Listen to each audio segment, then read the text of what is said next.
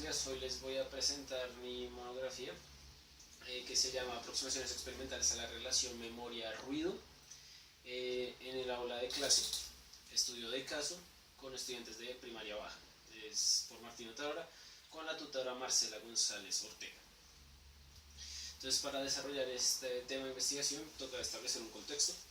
Entonces, primero toca tener en cuenta que varios autores han dicho que entre más avanza o más, pues digámoslo, actualizada está una ciudad, pues esta tiene más ruido. Entonces, teniendo en cuenta eso y lo que dicen otros autores como Lusick, que dicen que el ruido es capaz de afectar la memoria y la capacidad cognitiva de aprender.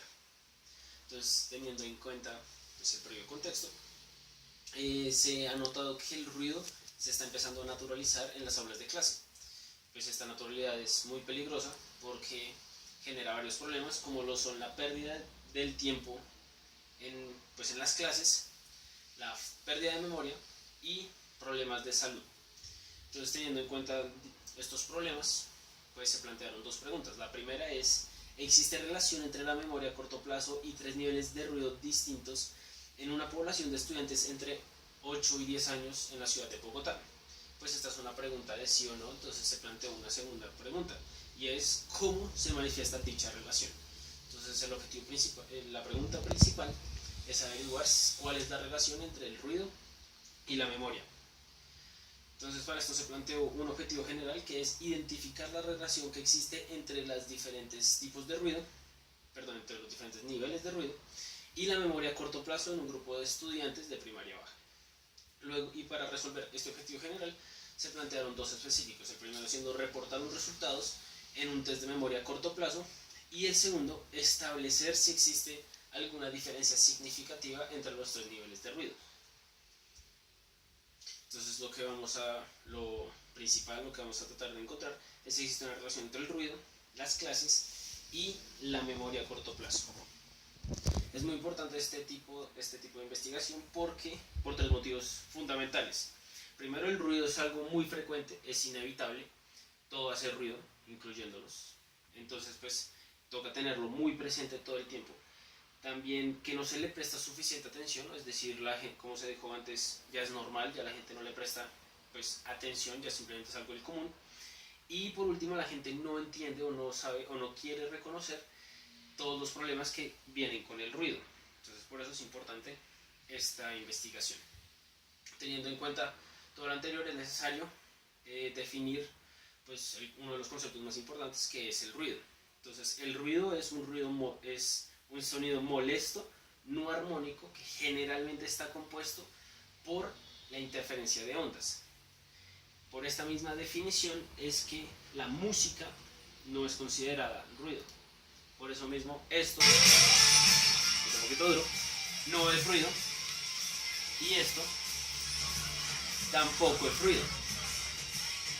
A pesar de todo lo que no me gusta el segundo, pues no es ruido, porque este tiene una estructura, tiene una armonía, y pues es un género musical.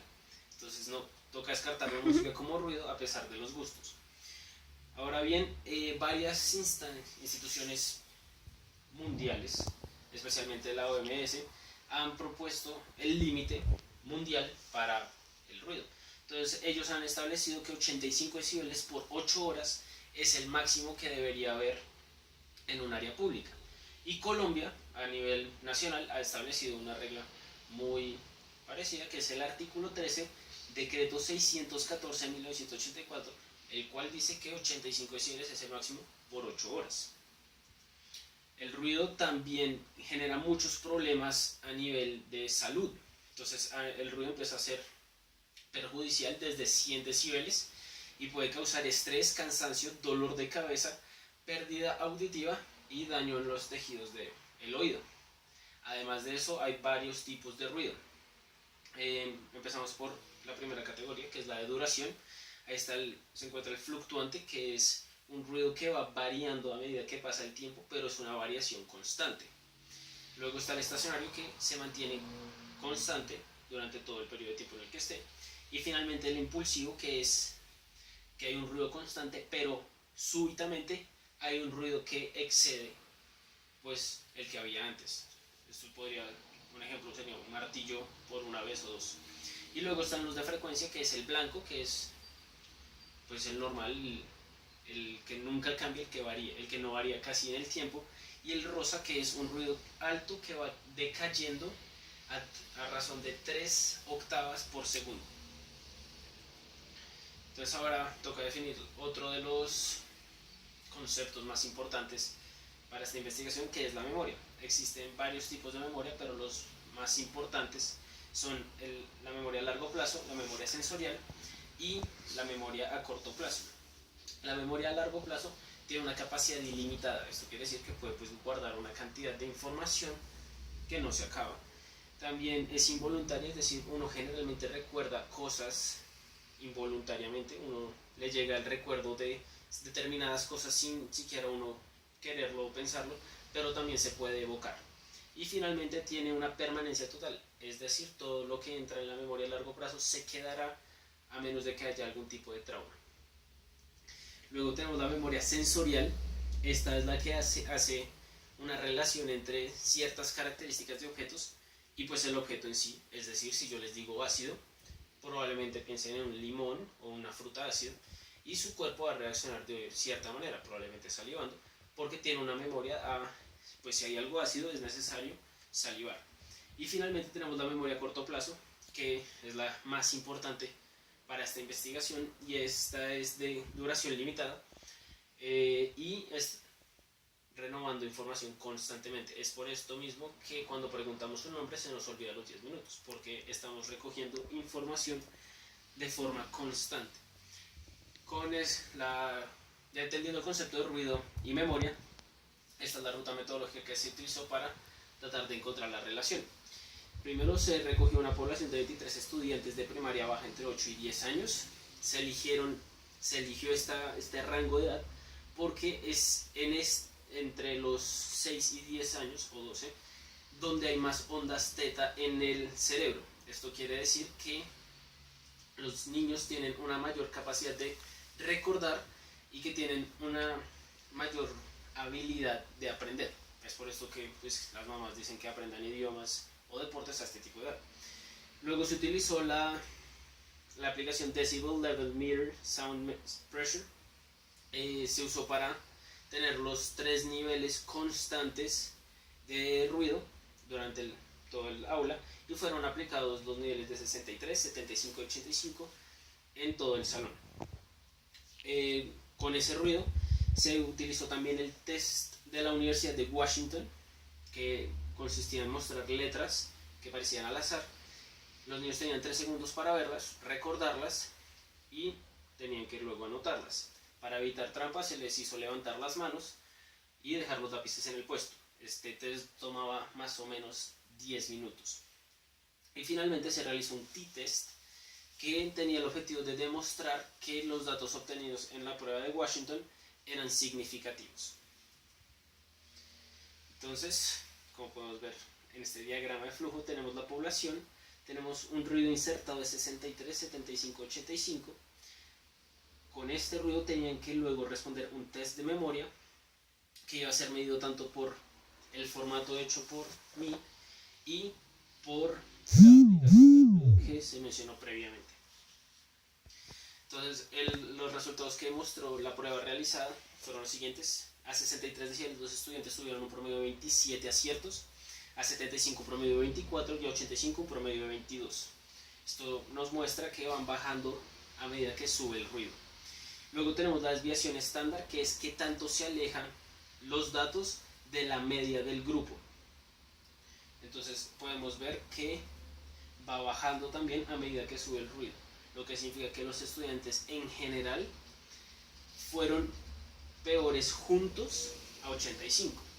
Luego podemos ver acá abajo que tenemos la prueba T, que nos dice qué tan significativo es. Entre más lejano de 0 es mejor, ya que muestra una relación más estrecha entre los datos.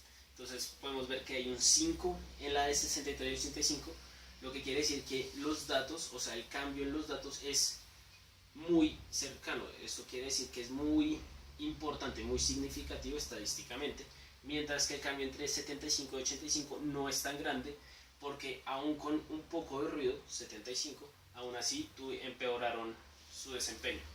La gráfica está por colores: verde es 63, amarillo 75 y azul 85.